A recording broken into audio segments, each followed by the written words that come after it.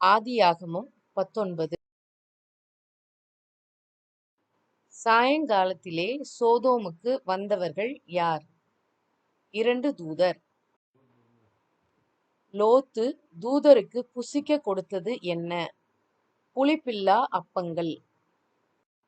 இந்த ராத்திரி உன்னிடத்தில் வந்த மனுஷர் எங்கே? யார் யாரிடம்? சோதோம் பட்டணத்து ஜனங்கள் லோத்துவிடம். 2 தூதருக்கு பதிலாய் வெளியே யாரை கொண்டு வருகிறேன் என்று லோத்து சொன்னார். புருஷனை அறியாத 2 குமாரத்திகளை.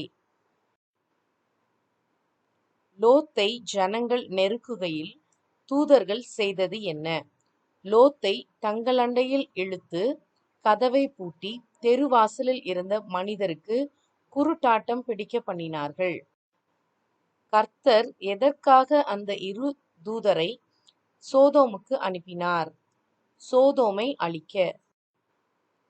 கர்த்தர் சோதோமை அழிக்கப் போகிறார் என்பது லோத்தின் மருமக்கள்களுக்கு எப்படி இருந்தது? பரியாசம் பண்ணுகிறதாக இருந்தது. உன் ஜீவன் தப்ப ஓடிப்போ, பின்னிட்டு பாராதே. யார் யாரிடம்? 2 தூதர்கள் லோத்துவின் குடும்பத்திடம். சின்ன ஊர் எது? சோவார். உப்புத்தூண் ஆனது யார்? லோத்துவின் மனைவி.